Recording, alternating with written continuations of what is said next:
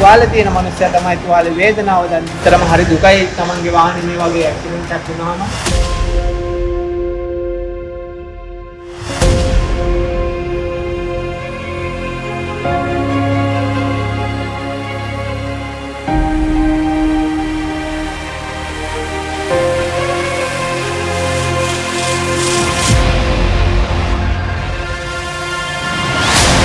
මේකේ A post එක, B post එක, C post එක, group එක සම්පූර්ණයෙන්ම අද වෙලා තියෙන්නේ. ඉතනවාද අපි මේක කොට දායි කියන්නේ. ඔන්න අදත් ඇවිල්ලා තියෙනවා. රෝට සමාගම විසින් 2008 වසරේ නිෂ්පාදනය කරපු ඩබල් කැට්ලක්. බලන්න මොකද්ද වෙලා තියෙන්නේ කියලා. මුදේ ඉතුරු වෙලා තියෙන්නේ වාහනේ නැතිලා, පෙරලිලා සේෆ්ටි පෙන් එක සම්පූර්ණයෙන්ම ගිහිල්ලා තියෙන්නේ. මේකේ A post එක, B post එක, C post එක, group එක සම්පූර්ණයෙන්ම අද වෙලා ඇඹරලා ගිහිල්ලා තියෙනවා. බලන්න කොහොමද ඩැමේජ් එක කියලා. ඉතින් අපි මොකද්ද මේකට කරන්න යන්නේ? ඔයගොල්ලෝ ඉතනවාද?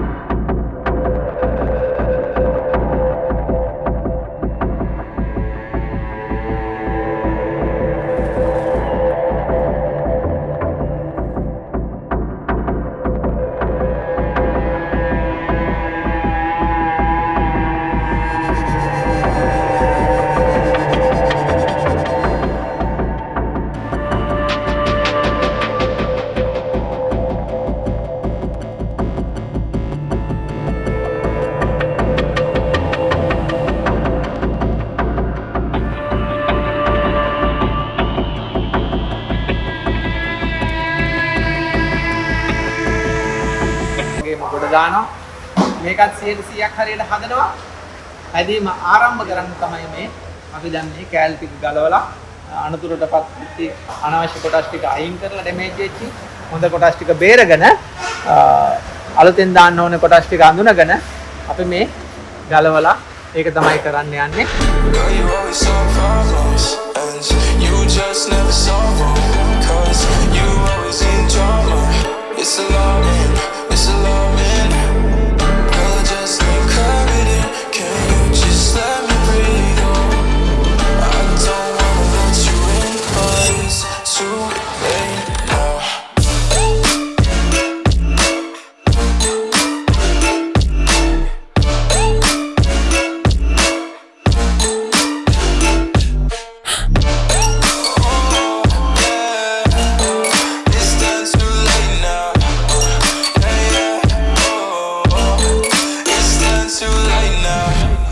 ඉතින් ඔන්න මේ වාහනේත් අපි ගොඩ දානවා.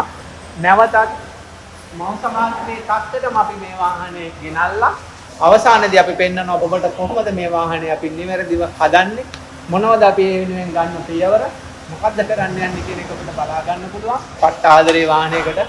ඉතින් අතරම හරි දුකයි තමන්ගේ වාහනේ මේ වගේ ඇක්සිඩන්ට් එකක් වුණාම, ඩැමේජ් එකක් වුණාම. මොකද බොහොම මාරුවෙන් සල්ලි ටික එකතු කරලා ලීසින් එකක් දාගෙන ගන්න වාහනයක් මේ වගේ අනතුරකටපත් වුණාට පස්සේ සමහරු කියනවා වාහනයක් ඇක්සිඩන්ට් වුණාම අල්ලලා විසි කරන්න ඕනේ මොකටද ඕවා හදන්නේ කියලා.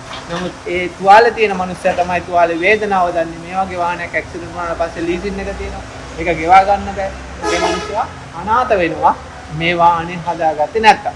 ඉතින් අපි හදලා දෙනවා මේ වාහනේ කිසිම ප්‍රශ්නයකින් තොරව සේෆ්ටි පේමුත් නැවත ඒ විදිහටම වැඩ කරන්න. මෙච්චර ලොකු ඇක්සිඩන්ට් එකක් වෙලත් ඇතුලේ ඉන්න අයට අනතුරක් නැහැ.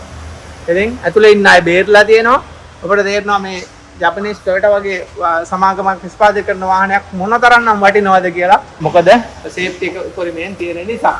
ඉතින් මේ වාහනේ අපි හදනවා. හදන එක ඔබට පෙන්නනවා. රැඳී සිටින අපස්සමක අපි Challenger Motorsport Nagala Luxury Auto Repair Center. Fugiendo corre que ay. Quien no anda corre la que ay.